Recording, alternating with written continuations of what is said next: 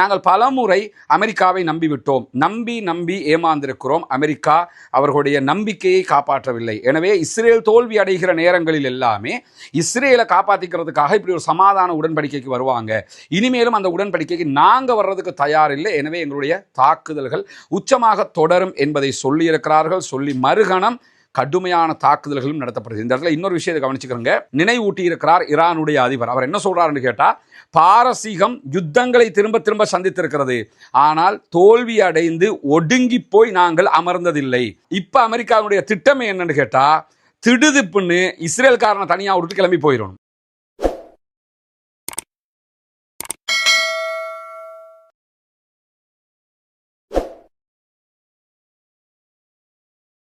அன்பிற்கினிய சகோதர சகோதரிகளே, நம் அனைவர் மீதும் ஏக இறைவனுடைய அமைதியும் கருணையும் உண்டாகட்டுமாக என்கிற உயரிய பிரார்த்தனைகளோடு தொடர்ச்சியாக 2 ஆண்டுகளுக்கு மேலாக பாலஸ்தீன பகுதிகளில் இஸ்ரேலிய ஆக்கிரமிப்பு ராணுவம் மாபெரும் ஒரு தாக்குதலை நடத்தி வந்த நிலையில அந்த யுத்தம் யுத்த நிறுத்தமாக மாற்றப்பட்டு இன்றோடு 151வது நாளாக இருக்கக்கூடிய தருணத்தில் காசாவிலும் காசாவையொட்டிய பாலஸ்தீன நிலப்பரப்பிலும் ஒரு யுத்த நிறுத்தம் ஏற்பட்டிருக்கக்கூடிய சூழலிலும் இஸ்ரேல் மாபெரும் தாக்குதல்களை நடத்தி வருகிறது.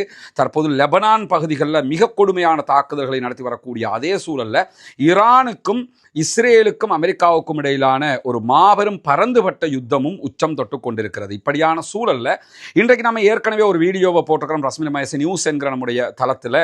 அதில் நம்ம குறிப்பிட்டிருந்த ஒரு செய்தி தான், அமெரிக்க அதிபர் டொனால்ட் ட்ரம்ப் இன்றைக்கு பேசுகிற நேரத்தில் ஒரு சில நாட்களுக்குள்ளாக மிக விரைவில் இந்த யுத்தம் முடிவுக்கு வரும் என்று நான் நம்புகிறேன் என்கிற செய்திகளை சொல்லியிருந்தார். அது மட்டுமல்ல, இந்த யுத்தம் முடிவுக்கு வருவதற்கான காரணமாக அவர் என்ன சொன்னார்னா, ஈரானுடைய 80% மேற்பட்ட அவர்களுடைய ஏவுகணை திறன்களை நாங்கள் அழிச்சிட்டோம் என்று சொன்னார். சொல்லி ஒரு 2 நிமிஷத்துக்கு பிறகு ஆனாலும் நாங்கள் வெற்றி அறிவிக்க முடியாது, இன்னும் ஜெயிக்க வேண்டிய பகுதிகள் இருக்குதுன்னு சொன்னார். இப்போ வென்றிருக்காரா தோத்திருக்கிறாராங்கிற கேள்விகளுக்கு மத்தியில் ஐஆர்ஜிசி அதற்குரிய பதிலை கொடுத்திருந்தார்கள். என்ன சொல்லியிருந்தாங்கன்னா, யுத்தத்தில் ஆரம்பத்தில் நாங்கள் தாக்குதல் நடத்திய ஏவுகணைகளை விட தற்போது பலமான ஏவுகணை தாக்குதல்கள் நடத்துகிறோம் என்று சொல்லியிருக்கிறார்கள். உண்மையும் கூட.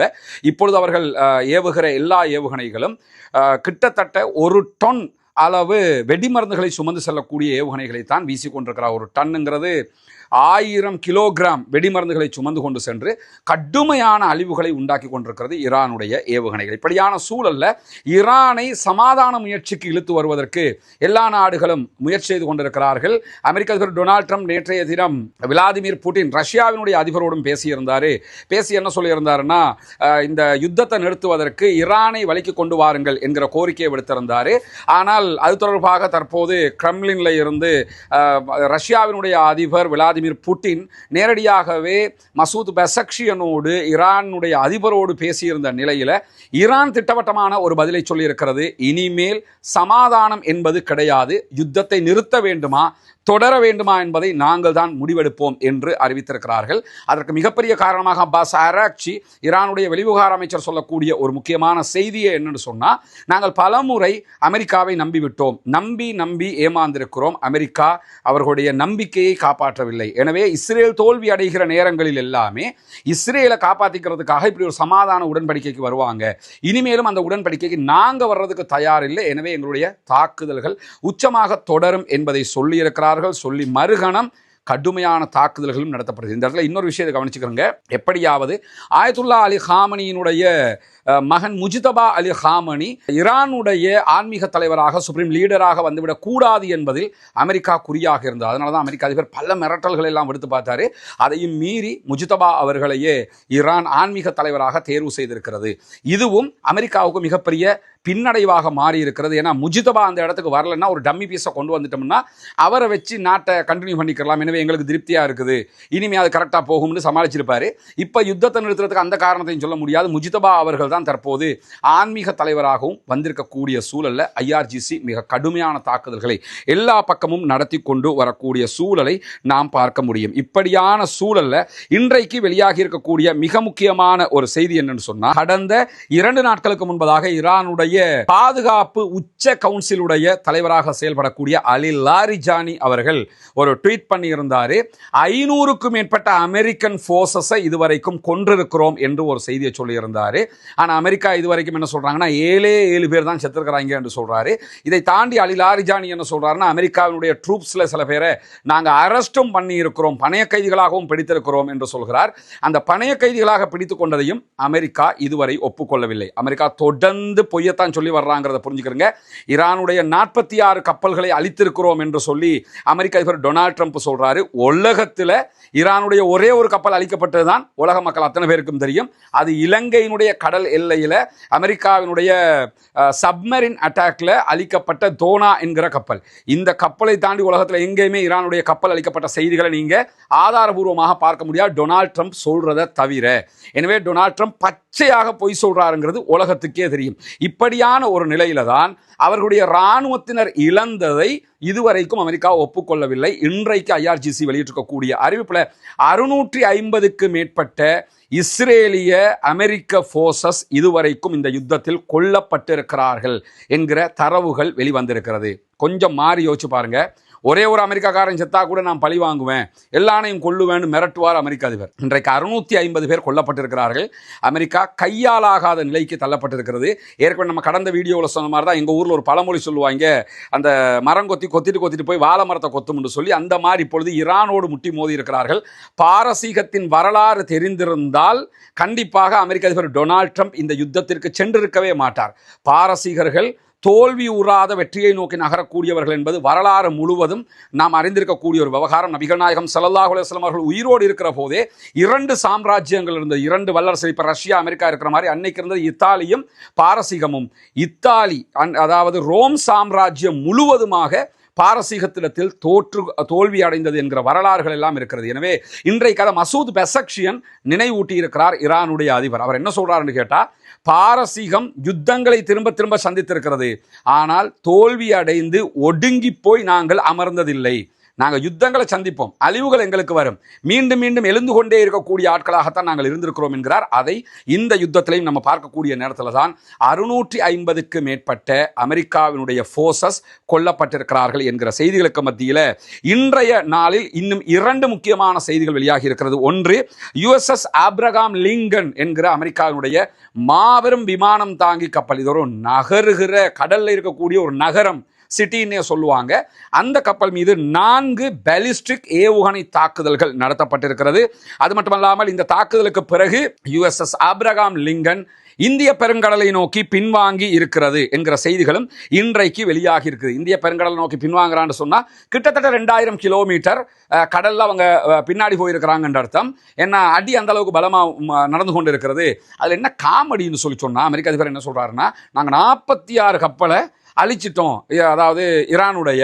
அப்ப கேட்டாராம் இவர், அவருடைய ராணுவ தளபதியை கூப்பிட்டு கேட்டாராம், ஏன் நீங்க எல்லாத்தையும் அழிக்கிறத விட நம்ம அதெல்லாம் எடுத்து நம்ம யூஸ் பண்ணியிருக்கலாமேன்னு கேட்டாராம். இல்லை அழிக்கிறது ரொம்ப இன்ட்ரெஸ்டாக இருக்குது அப்படின்னு ஹெக்ஸத் சொன்னாராம். இன்ட்ரெஸ்டாக இருக்குதுன்னா நீங்கள் 46 கப்பலை அழிச்சிருந்தா எத்தனை பேர் கொல்லப்பட்டிருக்கணும்?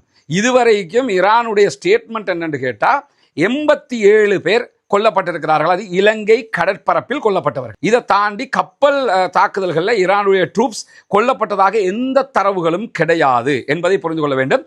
தற்போது USS ஆப்ரகாம் லிங்கன் மேல தாக்குதல்கள் நடத்தப்பட்டிருக்கிறது. அதிலும் குறிப்பாக அல் ஜசீரா வெளியிட்டிருக்கக்கூடிய செய்திகளை USS ஆப்ரகாம் லிங்கன் மிகப்பெரிய ஆட்டம் கண்டிருக்கிறது என்கிற தகவல்கள் வெளியாகி இருக்கிறது. அதன் மேல தாக்குதல் நடத்தப்பட்டது மிகப்பெரியதொரு பலவீனமாக அமெரிக்காவுக்கு தற்போது நிகழ்ந்திருக்கிறது. குறிப்பாக சொல்ல போனா ஆப்ரகாம் லிங்கனை நெருங்கக்கூட முடியாதும்பாங்க. நெருங்க முடியாத மேல அட்டாக் பண்றான்னு சொன்னாலே அது மிகப்பெரிய வெற்றியா இல்லையா? இன்னும் சொல்ல போனா நீங்க யோசிச்சு பாருங்க, இன்ன வரைக்கும் ஹவுத்தீஸ் லைனுக்கு வரவே இல்லை. ஹிஸ்புல்லாக்கள் சண்டை பிடிக்கிறாங்க, ஹதாய் ஹிஸ்புல்லா அடிக்கிறாங்க, ஹவுத்தீஸ் எங்கேயுமே தாக்கல. ஹவுத்தீஸ் இன்னும் வெயிட் அண்ட் சீன்னு தான் இருக்கிறாங்க. அதனால இதுவரைக்கும் சண்டை ஹொர்முஸ்குள்ள தான் நடக்குது. சண்டை ரெட் சீக்குள்ள போகல. ரெட் சீக்குள்ள போனா இன்னும் மிகப்பெரிய அழிவை உலகு சந்திக்கும், அதுவும் குறிப்பாக அரபு நாடுகள் சந்திக்கும் என்கிற ஒரு நிலையும் இருக்கக்கூடிய சூழல்ல இன்றைக்கு அபுதாபிக்கு வடக்கு பகுதிகளில் இருக்கக்கூடிய மிகப்பெரிய ஒரு விமானம் தாங்கி கப்பல் மேல பலத்த தாக்குதல் ஒன்று நடத்தப்பட்டிருக்கிறது. அந்த கப்பலுடைய பெயர் வெளியாகவில்லை. அபுதாபிக்கு வடக்கிலே 36 கடல் மைல் தூரம், 36 கடல் மைல் தூரம்னா கிட்டத்தட்ட 67 கிலோமீட்டர். அபுதாபியில் வடக்கு பகுதியாக 67 கிலோமீட்டர் தூரத்தில் விமானம் தாங்கி கப்பல் மேலே தான் தாக்குதல்கள் நடத்தப்பட்டிருக்கிறது.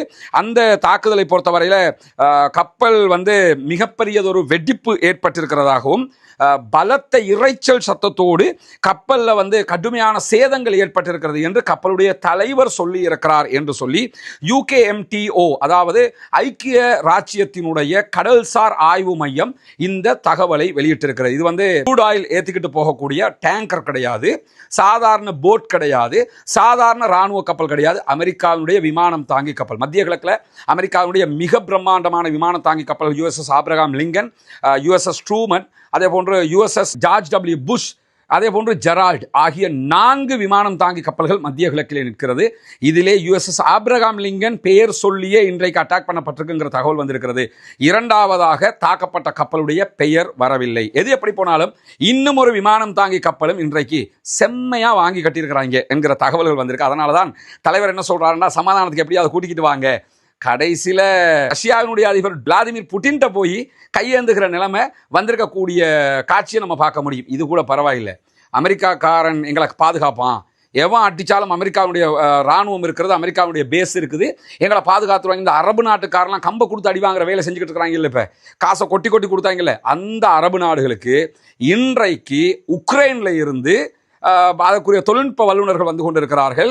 குறிப்பாக UAEக்கு வர்றாங்க, கத்தருக்கு வர்றாங்க, துபாய் அதே போன்று சவுதிக்கு வர்றாங்க.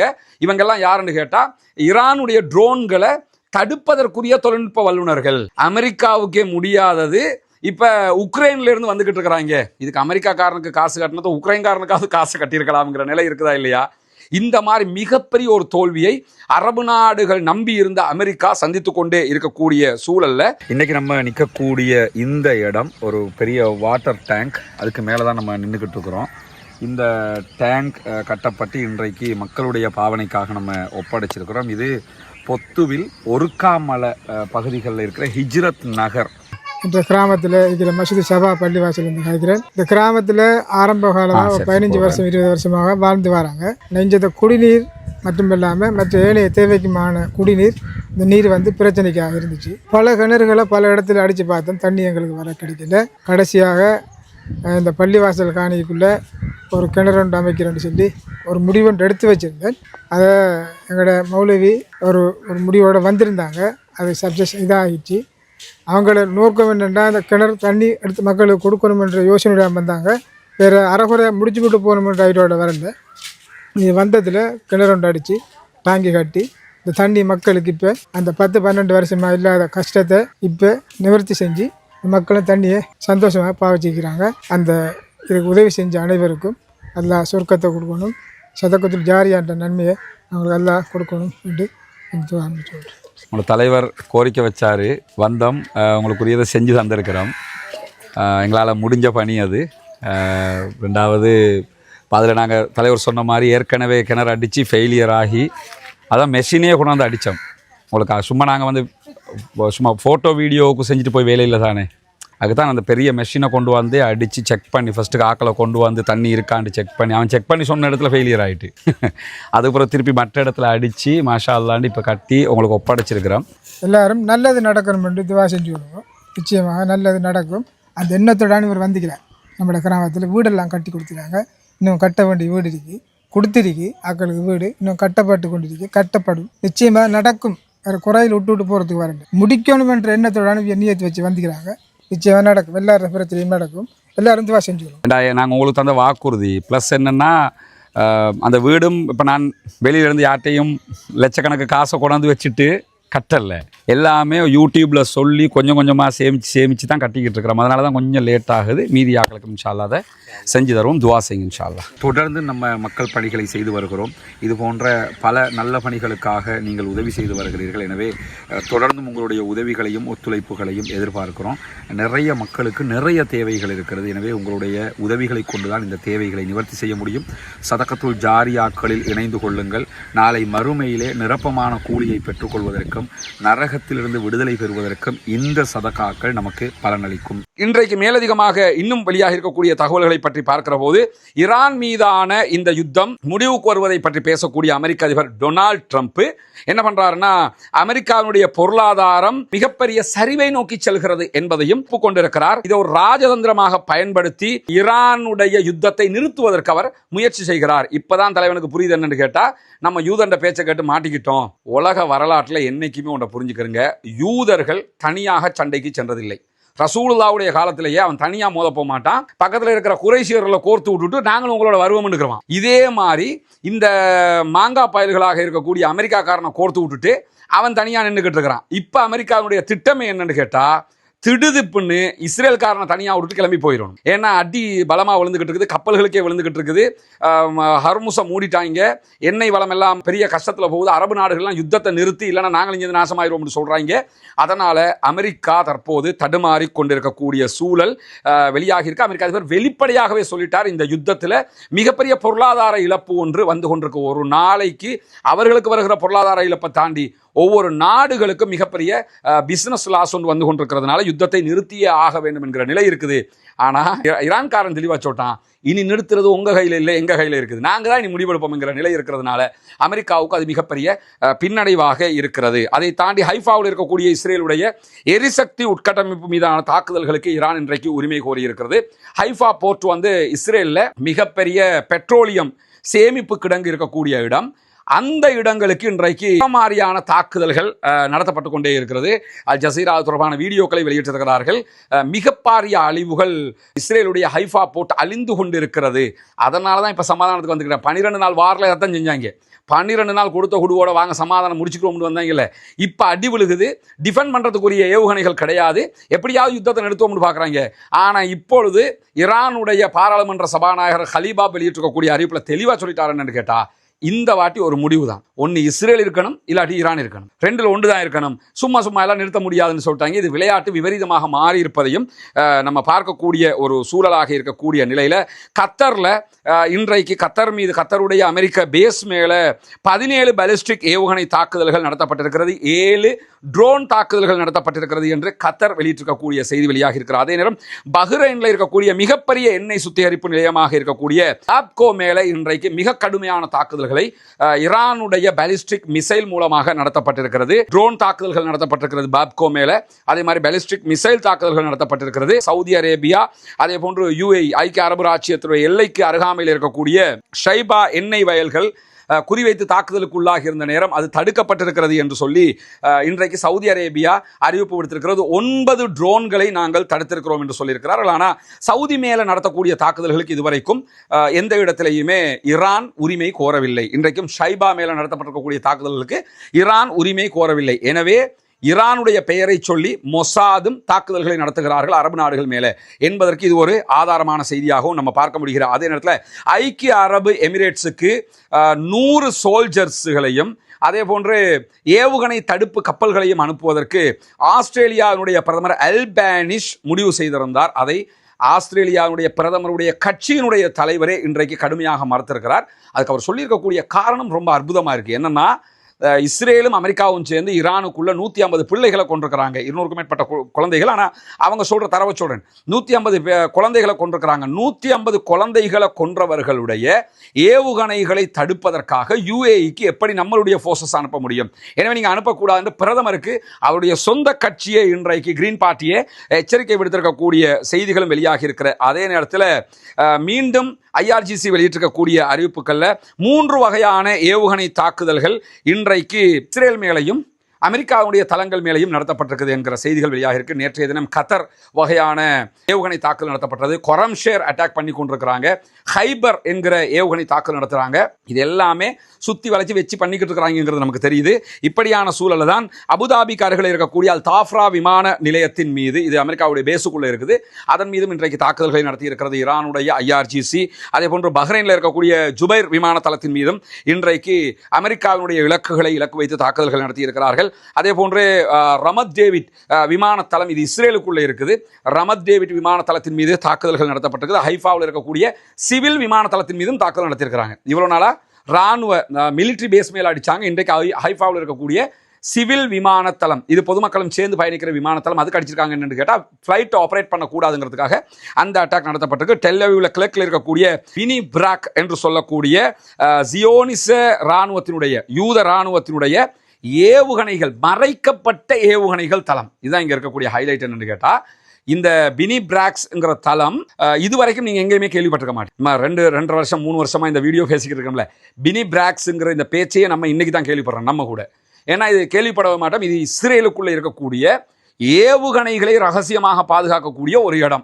ஏவுகணைகளை ரகசியமாக பாதுகாக்கிற இடம் எவ்வளவு ரகசியமா இருக்கும். அந்த ரகசியமான இடத்தை கண்டுபிடிச்சு அதுக்கு இன்னைக்கு அட்டாக் பண்ணியிருக்கிறாங்க.